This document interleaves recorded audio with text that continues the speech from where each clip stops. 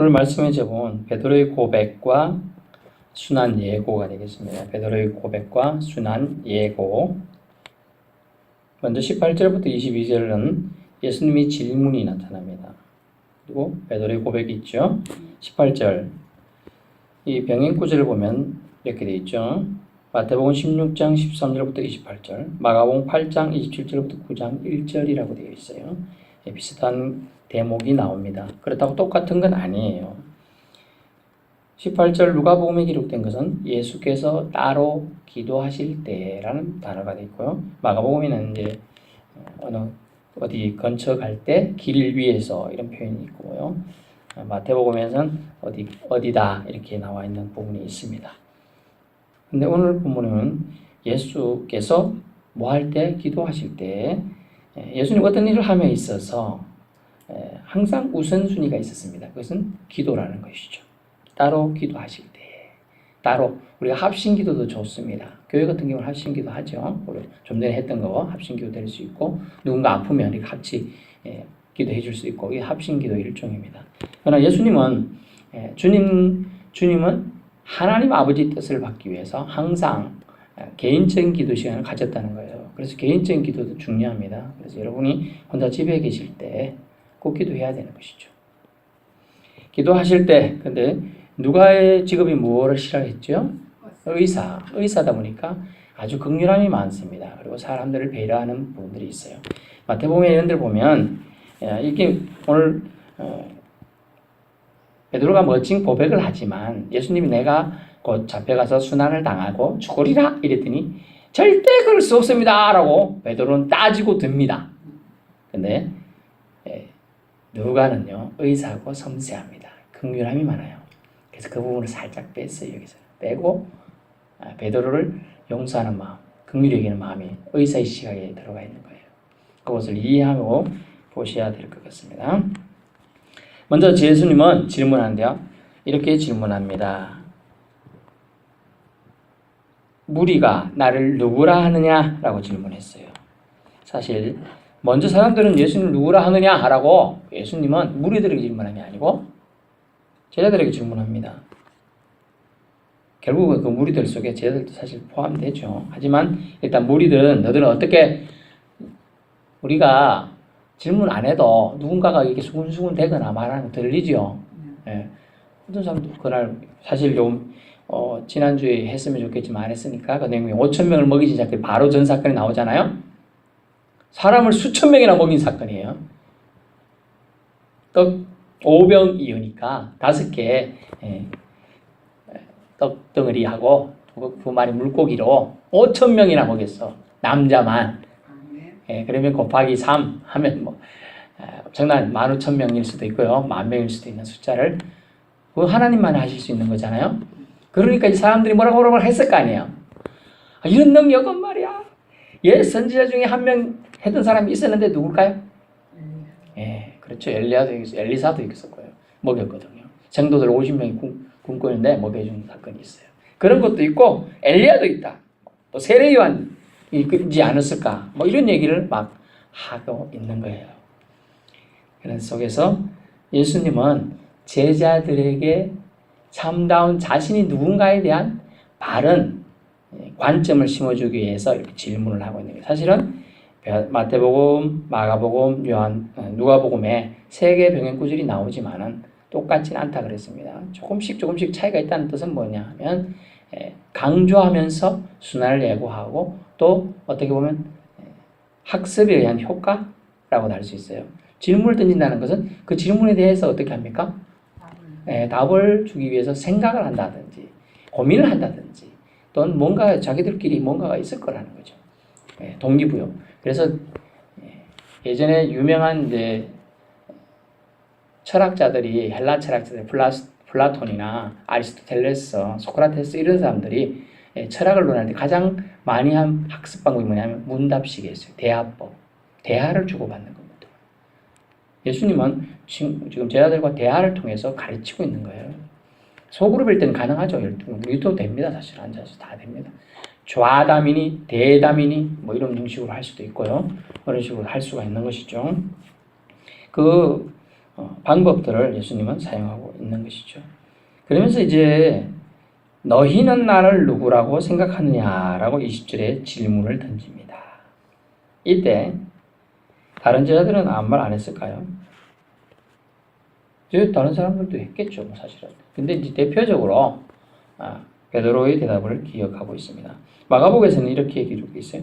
베드로가 대답하여 이르되 주는 그리스도시요라고 마가복음 기록했어요.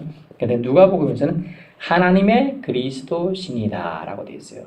약간 어감의 차이가 있지만 이것은 무슨 차이가 있는지 말씀드리는데, 베드로의 고백 속에는 하나님의 그리스도다, 소유격 표현이 뭐뭐의 하면 소유잖아요. 뭐뭐의. 이 핸드폰 누구 거예요? 목사님 거. 목사님의 핸드폰입니다. 이 뜻이에요. 뭐뭐의. 소유를 의미해요. 소유를 의미한다. 그래서 소속이 하나님의 그리스도라고 그랬잖아요. 하나님께 소속된 분이시다. 그 말은 하나님의 그리스도다. 이 말은 주님은 그리스도이십니다. 하나님이 보냄을 의해서 온 자, 즉 하나님이 기름 부으신 자입니다. 또 다르게 말하면 하나님께서 메시아로서 보내신 자라는 의미가 이 한 단어에 다 들어가 있어요. 그래서 하나님의 그리스도이십니다. 그리고 하나님 나라의 분이시다. 하나님이시다는 얘기예요. 그리스도시라는 고백은 뭡니까? 예수님의 사명을 또 나타내주고 있어요. 사명. 그래서 이 하나님의 그리스도는 이 짧은 문구는 하나님의라는 소속을 말해주고 또 그리스도라는 사명을 말해주고 있다는 것이죠. 아이가 어린 엄마가 있다면 그 엄마의 진정한 사명은 뭘까요? 애 잘 키우는 거예요.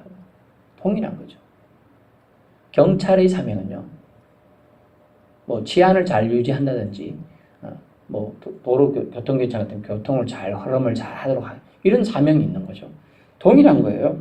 그리스도로 보내심을 받은 예수님은 그리스도의 사명이 무엇입니까? 그것을 날마다 알고 있지만 기도로 나아가서 하나님께 점검받고 확인하고 확답받고 얘기하는 거예요. 좀 귀찮지만 여러분 어쩐지 모르겠어요. 만약 자기에게 자녀가 있다면 한 명의 자매는 일주일 내내 말 한마디 안 해. 밥 먹어 가면 대답도 안 해. 그냥 나와서 슬쩍 먹고 들어가. 뭐 이런 애가 있는 반면에 한 명은 와가지고 옆에서 오늘 무슨 일이 있었는데 아침에 갔더니 선생님이 내가 특별히 이쁘다고 하더라. 그러면서 뭐 남자애를 이쁘게 하냐? 이쁘다 그러냐? 귀엽다고 하더라. 부터 시작해서 칠판에 이름 떠든 사람 적는 거 나보고 쓰라 해서 아주 기분이 좋았다. 떠든 사람 누구누구 적어놓고, 그리고 선생님이 갈 때 잘했다고 알사탕 하나 주더라 이러면서 좋아하는 것이죠. 그렇게 주저리주저리 돼야 하는 자녀가 좋겠어요. 오늘 피곤해 죽겠는데 옆에 가서 애가 제절제절 떠들어대. 아유 귀찮아.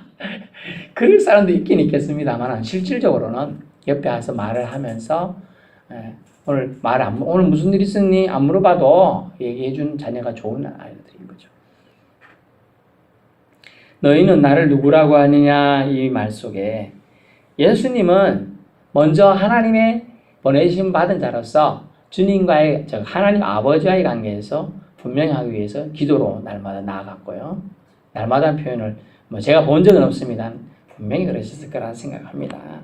주님은 일하시는 데 있어서 하나님의 뜻을 항상 반영하려고 하셨기 때문이죠.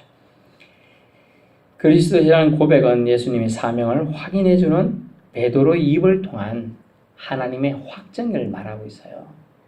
베드로가 고백하지만 오늘 본문에 안 나오지만 마가복음이나 마태복음에는 보면요, 이를 주는 그리스도시요 살아계신 하나님의 아들입니다 라는 고백이 마태복음 16장 16절에 나오는데, 그런 고백을 한 걸 칭찬하면서 바요나 시몬아 이를 네가 고백한 그 사실을 알게 한 것은 하나님의 은혜다라고 말하고 있어요.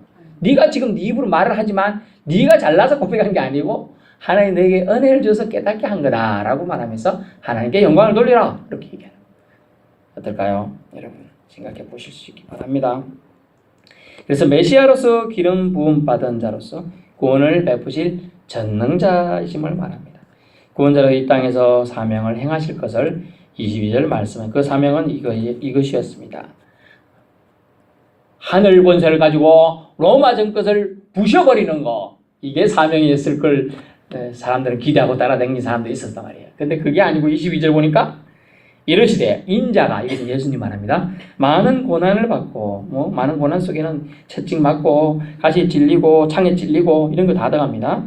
돌기 맞고 침 뱉음 맞고 옷을 찢김 당하고 빨가벗기 당하고 이런 거 다 포함돼요.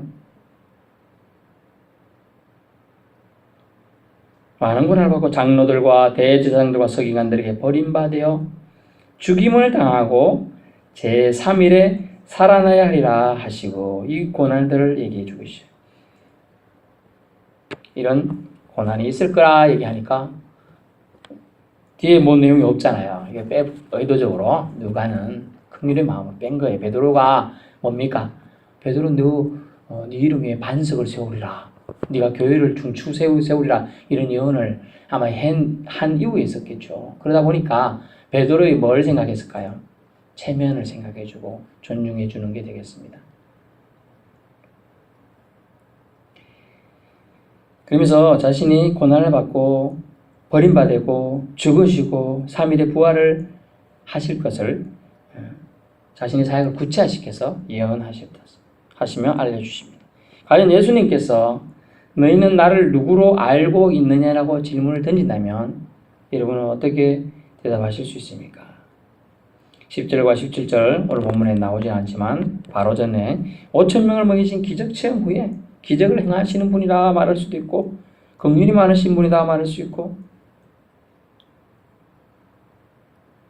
가난한 자의 친구다 말할 수도 있고 세리와 병자를 치유하실 수 있는 의사 같은 분이다 말할 수도 있는 거예요. 하지만 여러분에게는 지금 예수님이 이곳에 오셔가지고 너는 나를 누구로 알고 있느냐라고 질문을 할 때 그 대답에 할 수 있는 것이 필요하겠죠. 그러면 뭐가 필요할까요? 그게 개인적인 신앙 고백이 있어야 돼요. 여러분만의 개인적인 신앙 고백이 있어야 신앙이 그 토대 위에 단단히 서가는 거예요. 그걸 견지란 단어를 씁니다. 신앙의 터가 뿌리를 받고 터가 견고해지며 이런 표현이 나중에 서신서에 나오는데요. 여러분 그런 부분들 우리가 나만의 신앙 체험이 꼭 있어야 돼요. 그게 없는 사람 어떻게 보면 신앙생활 하긴 하는데 조금만 바람 불면 흔들릴 수밖에 없어요. 그러면 그런 게 없다, 무난히 나왔다 그러면 하나님한테 한번 매달려 볼 시간이 꼭 필요합니다. 주님, 저는 왜 이렇게 무덤덤합니까? 신앙이 따갑지도 않고 차갑지도 않고 무덤덤합니다. 저는 주님 만난 겁니까? 안 만난 겁니까? 좀 강하게 말하면 따지듯이라도 하나님한테 나가서 얘기해야 합니다. 주님, 제일 좀 제대로 좀 만나 주십시오. 좀 확실하게 좀 뭔가를 보여주십시오. 이렇게 해볼 필요성이 있다는 거예요. 23절부터 27절까지는 제자의 조건에 대해서 말씀하시는데 누구에게 말하고 지금 18절에 보니까 제자들에게 물어서는 무리가 나를 누구라 하느냐 이런 방법을 썼는데요. 지금 23절부터는 이번에 무리에게 이르시되 말을 하면서 제자들의 조건을 말해요. 그러니까 무리는 누구라겠죠? 예수님을 따를지 말지 자기 기준에 사는 사람들이에요. 무리는 저 사람이 나에게 도움되면 좋사합니다. 나쁘면 돌 던진 사람들을 무리라 그래요. 제자들은요, 자기 도움이 안 되고 힘들어서도 그래도 억지로 따라가고, 그래도 이렇게 주님 편에 있으려고 하는 사람들을 제자들이라 그래요. 근데 무리들은요, 순식간에 돌변하죠. 군중이잖아요, 군중. 예수님이 예루살렘에 입성할 때 어떻게 했어요, 무리들은? 그렇죠. 호산나 다윗의 자손이요. 그래서 막 환호를 지르면서 좋습니다. 막 이랬어요. 그런데 이제 십자가 못 박힐 때 어떻게 했어요? 강도는 놔주고 예수를 십자가에 못 박으소서. 당신이 말한 예수를 놔주면 가이사의 종이 아닙니다 하면서 막 협박 공갈했어요. 무리는 그렇게 쉽게 변합니다. 왜 무리가 돼 있고 제자가 될까요? 개인적인 신앙이 없으니까요. 우리가 누군가를 든든히 믿는 사람이 있어요. 그 사람을 잘 알아요. 그러면 그 사람 믿어주잖아요. 근데 그 사람이 늘 언제든 상방 몰라 처음 보는 사람 같아요. 근데 어떤 사람 말로는 저 사람이 능력을 해냈다 그래. 근데 저 사람은 어떤 사람은 저 사람 나쁜 사람이야. 그럴 때 이상한 짓 많이 해요. 그럼 누구 말을 믿어야 할지 몰라. 여기 무리는 갈팡질팡하는 거예요. 그래서 무리에게 말씀합니다. 나를 따라오려거든. 지금 무리들은 갈팡질팡하는 사람들이죠. 그래서 이렇게 말합니다. 어떻게 나를 따라오라고 그랬죠? 자기를 부인하라 그랬어요. 갈라디아 2장 20절 참조하시면 좋겠어요. 뭐냐면 나를 예수께 전적으로 맡길 수 있겠느냐? 나를 부인한다는 것은 너 자신을 셀프라는 단어를 씁니다. 셀프. 너 자신을 내려놓고 그 말이 자기를 부인하고 너 자신을 내려놓고 예수에게 뭐든지 맡길 수 있겠느냐? 어떻게 보면 책임 회피 같은 발언일 수 있습니다만 그렇죠. 이건 누가 말했어요? 예수님 말한 거거든요. 그럼 너 자신을 내려놓을 수 있겠느냐? 이거 뭡니까? 지금 누가는 추격했고 좀 뺐어요. 근데 실제 다른 마태복음 이런 부분에 뭐가 나옵니까? 자신의 생각을 들어가죠. 베드로가 처음에는 멋진 고백했다가 예수님이 죽겠다 하니까 막 부여잡고 멱살까지 잡고 그럴 수 없습니다 하는 부분이 나오거든요. 베드로가 제자인데 예수님 멱살까지 잡고 그럴 수 없습니다. 표현이 가격했으면 다리 부여잡을 수도 있어요. 그런데 어쨌든 안 됩니다라고 말했어요. 그랬더니 예수님 뭐라고 했어요? 너는 나를 넘어지게 하노다. 사탄아 물러가라 이랬어요. 바로 금방 칭찬하다가 바로 금방 사탄아 물러가라 그랬다니까요. 예수님이 베드로 보고. 그런 부분이 지금 생략되는 거예요. 그러니까 뭡니까? 자기를 부인하고 이 단어는 네 생각을 내려놓고 자신의 생각을 버리고 하나님 뜻에 순종하는 것. 이것이 자기를 부인하고 합니다. 자신의 생각을 내려놓으려면 어떻게 해야 되죠? 예수 그리스도 영의 지배를 받아야 돼요. 예수 그리스도 영의 지배를 받아야 돼요. 영도요, 여러분 믿음 생활 한 지 좀 되셨습니까? 좋은 영이 있고 악한 영이 있는 거예요. 예수의 영의 지배를 받는 영들이 좋은 영이죠.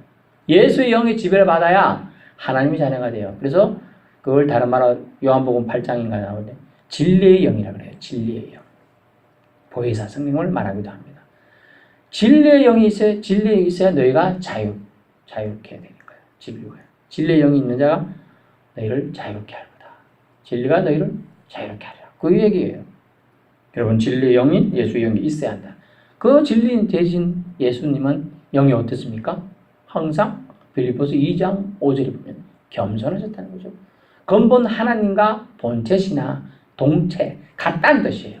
그런데 하나님처럼 막 이렇게 하지 않고 그런 내용 하나도 없이 죽기까지 복종하는 거. 그게 겸손하지 않고는 할 수 없다는 거예요. 전에도 말씀드렸잖아. 제가 우스갯소리로 십자가에 매달렸다가 그냥 아이고 나 앉으려고 내려올 수 있었어요. 근데 안 내려오셨다니까요. 그게 순종이거든요. 겸손이거든요. 그래서 우리 자기를 부인하는 것은 겸손하신 예수님을 영의 지배를 받겠다. 결국 그 얘기는 내 생각을 내려놓겠다. 내 생각이 없다는 뜻이 아니에요. 있는데 하나님 생각이 더 맞추어서 내가 살겠다는 의지예요. 자기 포기나 자기 비하가 아닙니다. 하나님 생각이 더 내가 맞추겠다. 두 번째는 뭐냐면 날마다 뭘 합니까? 자기 십자가를 지고 날 따를 사람은 날마다 이 부분도 걸립니다. 우리가 가끔씩은 주님을 따라다닐 수가 있을지 몰라요. 안 그렇? 이때 당시를 생각해 봅시다. 예수님은 좋은 말씀하고 그 전에 5,000명 먹이신 기적이 있으니까 따라다녀. 밥줄은 계속 생기리라 생각하고 따라다닐 사람이 있잖아요. 먹을 거 많이 줄이라 이렇게 생각하고. 날마다 자기 십자가를 진다. 이것은 결국 뭘 상징할까요? 고통의 십자가, 고난의 십자가. 말은 맞습니다. 결국 이것은 사명을 말하는데요. 네가 사명을 간직하며 살 수 있겠느냐. 자기 십자가를 지는 건데요. 이것은 예수님이 지신 십자가는 뭡니까? 고난의 십자가, 고통의 십자가, 죄와 죽음의 십자가예요. 예수님은 죄와 죽음을 어떤 사람이 십자가 졌죠? 그 당시에? 죄인들, 괴수들만 졌단 말이에요. 그렇지만 예수님이 주신 십자가 때문에 어떻게 됐습니까? 예수님이 이루신 고통의 십자가 때문에 사람들은 사랑과 용서의 회복을 맛보게 된 겁니다. 주님과의 관계가, 즉 하나님과 관계가 틀어졌던 것이 화해의 예수님 때문에, 화해의 대속물이 되신 예수님 때문에 관계가 회복을 완전히 맛보게 되는 겁니다.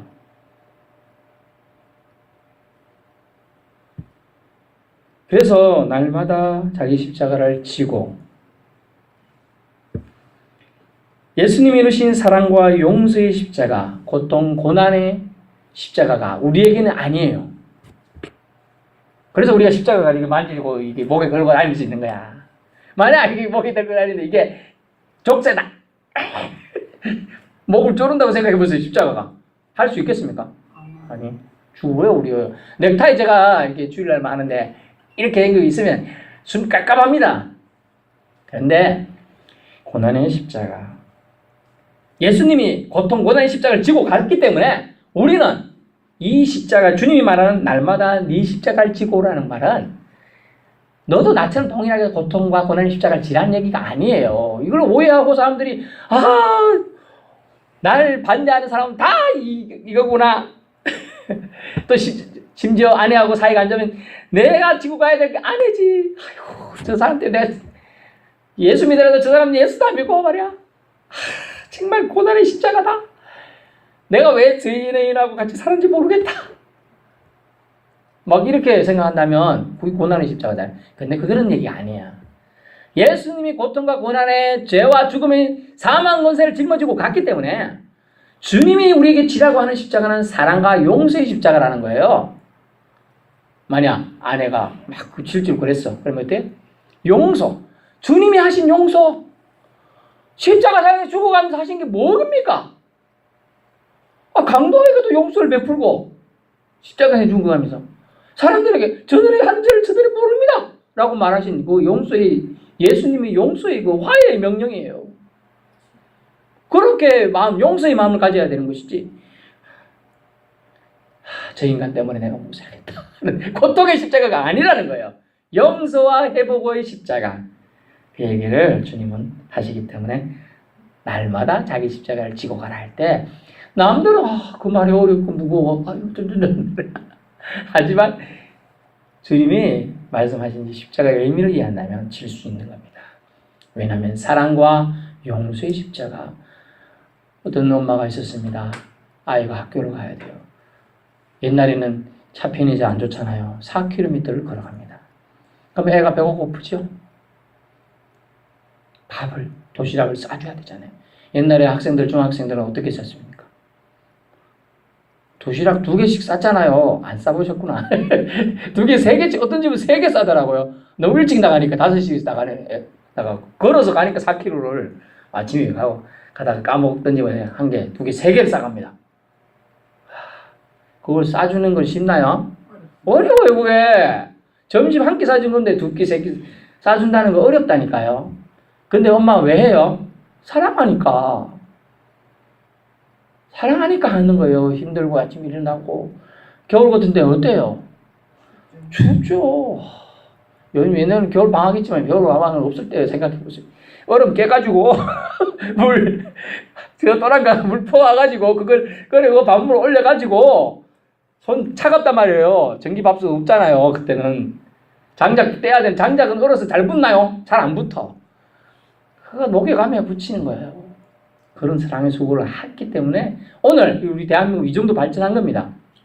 하나님 물론 우리나라를 보호해 주셨지만 위대하신 어머니들이, 헌신들이 있었던 거예요. 어머니 세대들이. 그래서 저는 모든 어머니들을 존경합니다. 세 번째 뭐냐면 나를 따라오려거든 목숨을 버릴 각오까지 하는 자를 말하고 있어요. 이 말은 아주 의미심장해요. 24절 보세요.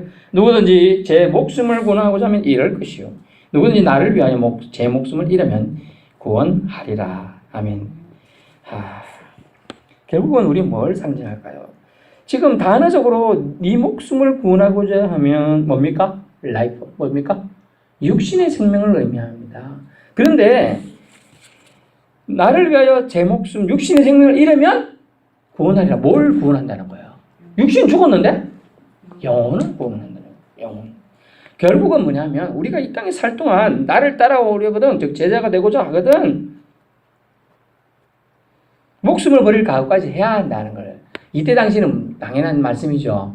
초대교회 박해가 심했고 313년에 로마에서 기독교가 공인될 때까지는 많은 핍박이 있었습니다. 심지어 네로 황제 때는 기독교인이 불질렀다 해가지고 엄청난 탄압에서 거의 엄청난 수천 명 학살당했습니다.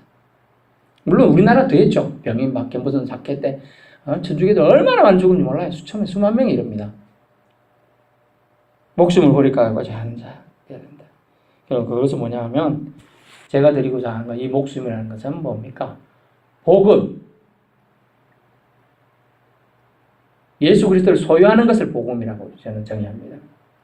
소유란 말은 예수님 소유 우리가 가지고 있다 그런 의미는 아닙니다만은 예수님 편에 사실 우리가 붙어 있는 걸 정확하게 말하면 그렇죠.